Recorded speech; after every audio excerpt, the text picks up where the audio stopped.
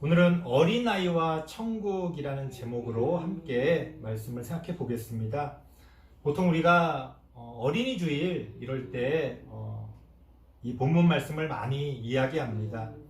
오늘은 좀 흔히 우리가 이 본문 말씀을 통해서 이야기하는 그런 어떤 어린아이의 이야기에서 좀 더 확장된 그런 이야기를 좀 해보려고 합니다.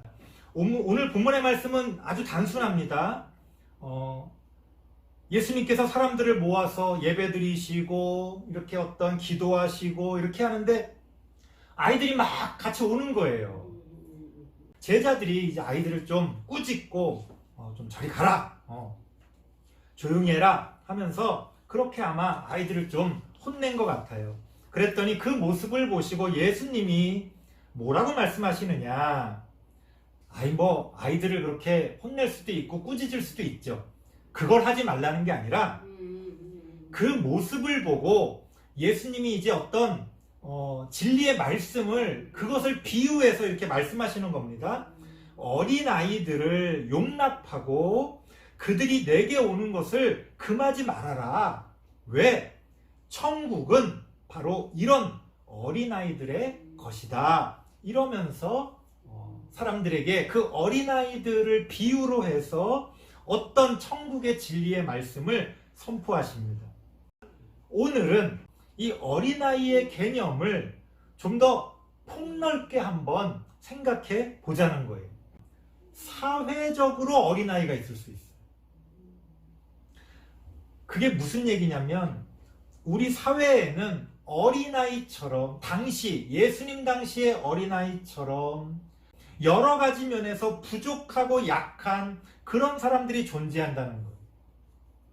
자, 그렇다면 오늘의 핵심은 뭐냐? 그런 어린아이와 같은 사람들을 우리가 어떻게 대해야 되느냐? 하나님께서는 우리에게 그런 사람들을, 부족하고 약하고 문제가 있는 그런 사람들을 우리가 어떻게 대해야 할까에 대해서 오늘 이 본문 말씀을 통해서 비유적으로 말씀해주고 계시는 겁니다. 첫 번째 자세는 뭐냐면요, 14절 말씀 보니까 어린아이들을 용납해라 이렇게 말합니다. 용납이라는 게 뭐예요? 우리가 이제 아주 오해를 합니다. 이런 거예요. 용납이라는 것을 용서랑 같이 생각하는 경우가 있어요. 용납은 용서가 아니에요. 용납한다는 건 용서하라는 말이 아니라 어떤 관용의 마음을 가지라는 거예요. 어떤 극단적인 생각이 아니라 너그러운 그런 어떤 마음을 가질 수가 있어야 한다는 겁니다. 그래야 어떤 문제를 해결할 수 있는 여지가 있는 거예요. 그냥 한 번만 잘못해도 다 없애버리고 다 치워버린다면 우리 사회에 어떤 여지도, 어떤 사회적인 그런 완충적인 그런 기능들이 다 없어져 버린다는 겁니다. 그런 사회는 결코 행복한 사회가 될 수 없어요. 그렇기 때문에 용서하라는 말이 아니라 우리가 용납할 수 있는 그 문제를 어떻게 해결해야 될지를 고민해 보자는 거예요. 그냥 문제가 있는 걸 그냥 내 눈에서 치워버리면 당장 속은 시원하죠. 하지만 아무것도 해결되지는 않습니다.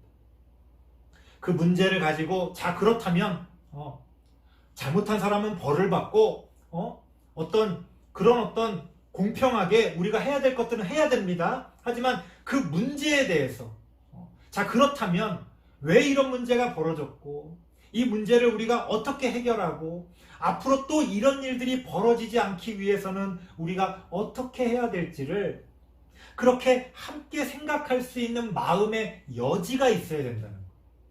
용납한다는 건 그런 거예요. 그냥 이렇게 봐준다, 대충 넘어간다 이런 게 아니라 그래서 그냥 용서하고 그렇게 좋게 그만둔다 이게 아니라 잘못한 거는 벌을 주고 따질 거는 따지지만 단지 누구의 잘못으로 야 이거 누구 잘못이야 그냥 그 잘못한 사람 벌 주고 그렇게 그냥 치워버리고 없애버리면 되는 게 아니라 그 문제를 붙들고 고민할 수 있는 그런 우리 마음의 여유가 있어야 된다는 거예요. 나도 하나님 앞에서 이런 어린아이라는 것을 기억하고 나도 어떤 면에서는 그렇게 어린아이 같은 면이 있다는 것을 인정하고 용납하는 마음, 관용하는 마음, 너그러운 마음을 가질 수가 있어야 한다는 거예요. 거기서부터 하나님의 뜻이, 하나님의 나라는 시작됩니다. 우리가 아무도 용납하지 않고 어떤 것에도 관용하지 않는다면 이 사회는요, 정말 무시무시한 그런 어떤 사회가 될 거예요. 그렇기 때문에 우리가 이런 어떤 어린아이 같은 그런 어떤 문제들에 대해서, 그런 사람들에 대해서, 그런 일들에 대해서 우리가 마음의 여유를 갖고 너그러운 마음으로 용납할 수 있어야 한다는 겁니다. 자, 두 번째는요, 14절 말씀 보니까 그들이 내게 오는 것을 금하지 말라 이렇게 이야기합니다. 금지한다는 건 뭐예요? 다시는 못 들어오게 하는 거예요. 다시는 그렇게 하지 못하게 자격을 박탈해버리는 거예요. 그러지 말라는 거예요. 무슨 얘기냐? 기회를 주라는 거예요. 아무리 잘못한 사람도 그들에게 마지막 기회를 줄 수 있어야 한다는 거예요. 우리가 인간적으로 생각해 볼 땐 그렇죠. 야, 희망이 없어. 저거 안 돼. 끝났어. 그런 생각이 들 때가 있어요. 맞습니다. 아마 우리가 생각하는 10개 중에 9개는 그럴 거예요. 100개 중에 90개는 그렇게 절망으로 끝날 수도 있습니다. 하지만 그럼에도 불구하고 마지막 하나, 마지막 10개, 하나님 안에서 우리는 그 희망을 버리지 말아야 한다는 거. 하나님을 믿는 사람이 어떻게 절망할 수 있습니까? 내가 하나님 앞에서 죄인이라고 고백하는 사람이 어떻게 다른 죄인들을 우리가 정죄할 수 있습니까? 우리는 그들이 회개하고 그들이 온전해지고 그들이 회복되어질 수 있다라고 하는 그런 어떤 희망을 버리지 말아야 돼요. 선진국들을 보면요, 저 나라가 왜 선진국인가 라고 느껴지는 부분들이 있습니다. 어떤 부분들은 우리보다 되게 못해요. 근데도 그럼에도 불구하고 참 저런 거를 보면 정말 선진국이구나 라고 생각하는 게 있어요. 그게 뭐냐면 기회를 준다는 거예요. 우리나라는요, 경제적으로도요, 한 번 실패하면, 한두 번 실패하면 기회가 없어져 버립니다. 사회적으로 기회를 주질 않아요. 그러니까 우리나라 사람들은요, 실패하지 않으려고 어떤 일들을 해요. 그러니까 어떤 위대한 일들이 벌어지질 않는 거예요. 왜? 어떤 위대한 일을 이루기 위해 뭘 하는 게 아니라, 도전하는 게 아니라 그냥 돌다리도 두드리면서 실패하지 않을 일만 찾으니까 선진국이 되지 못하는 거예요. 진짜 선진국들은요, 사회 시스템 자체가 청년들이, 젊은 사람들이 사업을 하고 도전해서 실패해도요, 한 번 더 기회를 줍니다. 아니, 또 기회를 줍니다. 그 사람들이 왜 그렇게 할까요? 우리보다 더 착하고 우리보다 더 인격적이라서요? 아니에요. 누구나 그런 어린아이처럼 누구나 사회적으로 부족하고 약한 사람이 될 수 있다는 것을 인정하는 거예요.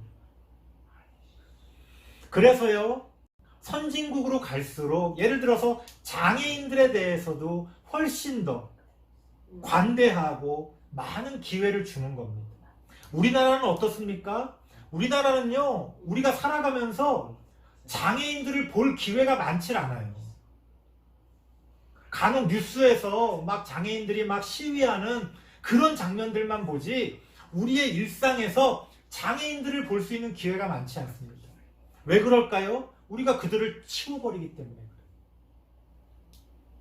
우리 동네에 장애인 시설이 있으면 그들을 쫓아냅니다. 장애인들에 대한 정책 자체가 어딘가에 이렇게 묶어두는 거예요. 괜히 돌아다니지 말라는 거예요. 그래서 장애인들이 그렇게 시위를 하는 거예요. 물론 그 시위의 방법이 때로는 너무 과격해서 저도 개인적으로 마음에 안 들 때도 있지만, 중요한 건 저 사람들이 왜 저럴까 라는 것을 우리가 바라볼 수 있어야 되는 거지. 장애인들이 어딘가로 이동할 수 있는 기회 자체가 박탈되면 사회적인 활동을 할 수 없잖아요. 어딘가 취직해서 일을 할 수 있는 능력이 있는 장애인도요, 제대로 이동권이 보장이 안 되면 아무것도 할 수가 없는 거예요. 선진국일수록 그런 걸 보장해 줍니다. 장애인들도 최대한 운전을 할 수 있게, 또 운전을 해서 어딘가 직장을 가면 그들이 자유롭게 그 주차를 하고 거기서 이렇게 나올 수 있게, 그런 일들이 얼마나 흔히 볼 수 있는지 몰라요. 대중교통을 이용하는 것도 마찬가지입니다. 선진국으로 갈수록 버스에서 장애인들이 타고 내리는 것에 대해서 아무도 뭐라고 얘기를 하지 않아요. 우리나라도요, 장애인들이 버스에 탈 수가 있어요. 그 휠체어가 이렇게 올라갈 수 있게 돼 있는 버스들도 있잖아요. 그런데 장애인들이 버스 타는 거 본 적 있어요? 없어요. 아마 장애인들이 버스 타겠다고 시간 끌면 다들 뒤에서 욕할걸요? 아이, 빨리 가야 되는데, 왜 집에나 있지, 저렇게 나와가지고 우리를, 바쁜데 우리를 고생시키나? 이렇게 생각한다는 거. 그게 이 사회의 어린아이를 바라보는 우리의 태도예요. 그거 잘못됐다는 거예요. 그들을 금하면 안 된다는 거예요. 그들을 절망케 하면 안 된다는 거예요. 그들에게 희망을 줘야 된다는 거예요. 그들에게 기회를 줘야 된다는 거예요. 그게 하나님의 뜻입니다. 부족하고 약하고 또 연약한, 또 문제가 있는 그런 사람들에 대해서 우리가 아깝다고 생각하지 말고, 우리가 손해라고 생각하지 말고 그들에게 기회를 줄 수 있어야 한다는 거예요. 왜요? 왜 그래야 됩니까? 어떤 사람들은 그래요? 그거 너무 비효율적입니다. 우리나라가 모든 시스템이 그렇잖아요.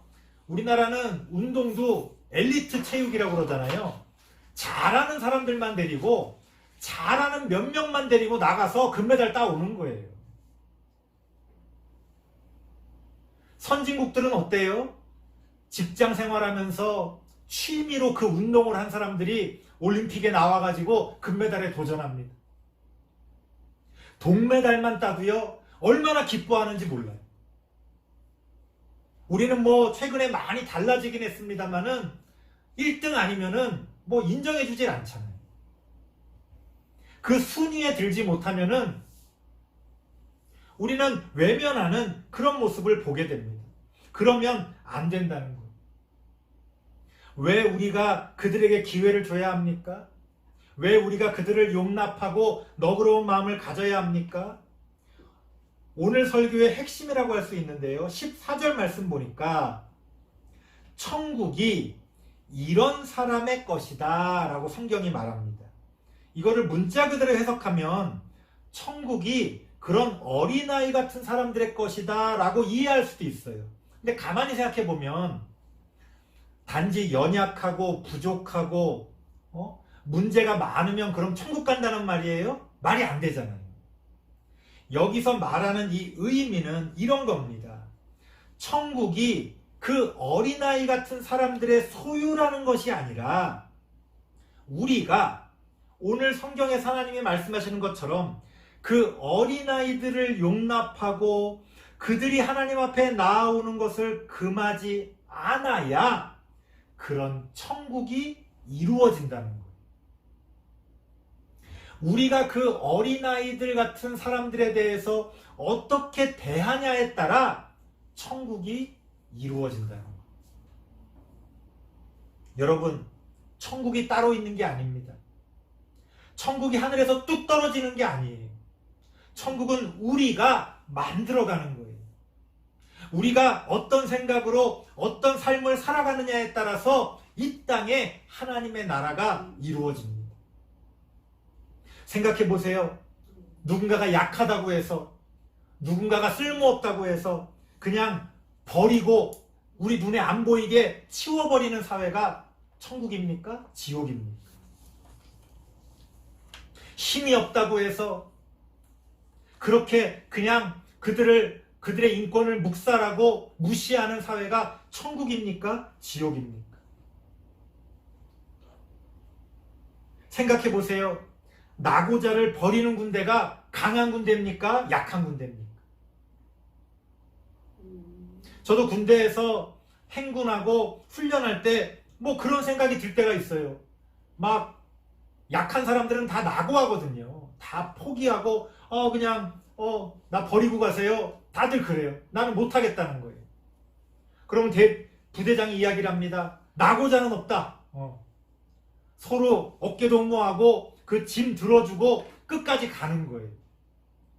왜 그럴까요? 그냥 언뜻 생각해보면 그 낙오된 사람 그냥 한두 명, 몇 명 버리고 가는 게 훨씬 더 빨리 가고 훨씬 더 효율적이란 말이에요.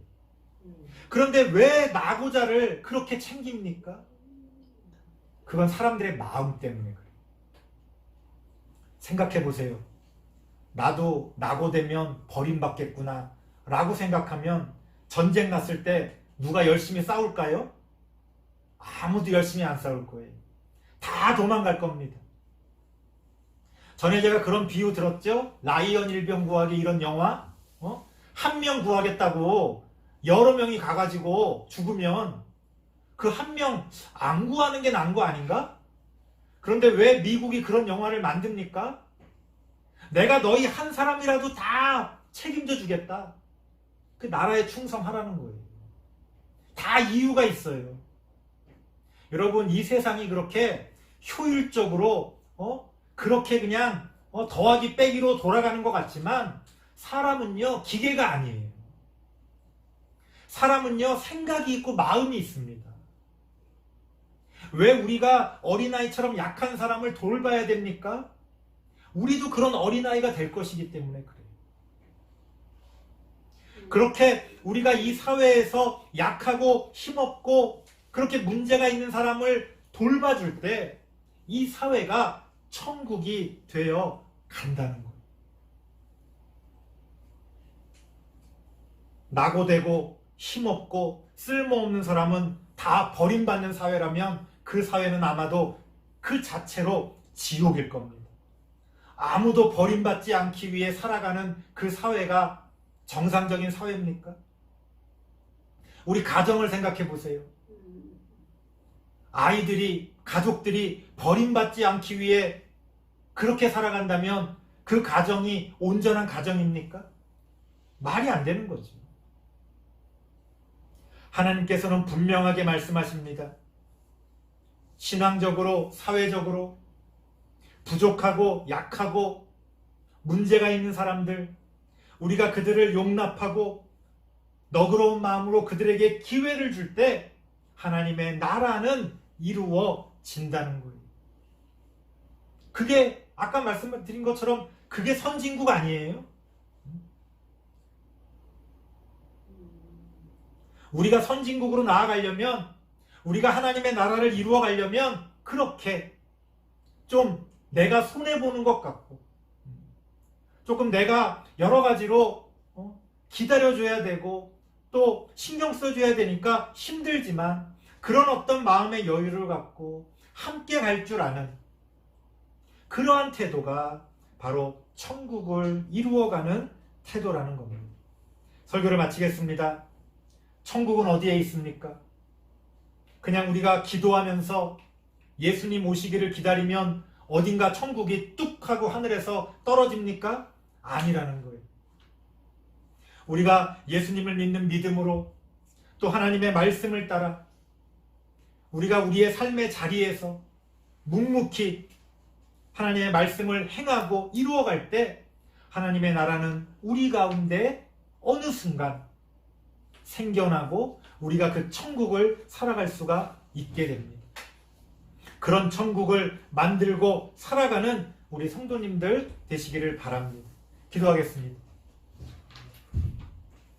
하나님 감사합니다.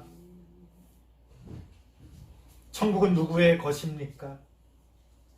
어린아이를 용납하고 금하지 않는 그런 사람들의 것이 아닙니까? 하나님의 뜻을 따라 우리가 어린아이들을 돌아보며 용납하고 금하지 않는 마음으로 그렇게 하나님의 나라를 이루어가기를 원합니다. 때로는 그 길이 힘들고 어렵겠지만 그것이 하나님의 뜻이고 또 그것이 천국을 이루어가는 길이기에 우리가 함께 그 일들을 감당하며 헤쳐갈 수 있도록 하나님 함께하여 주시옵소서. 예수님의 이름으로 기도드리옵나이다. 아멘.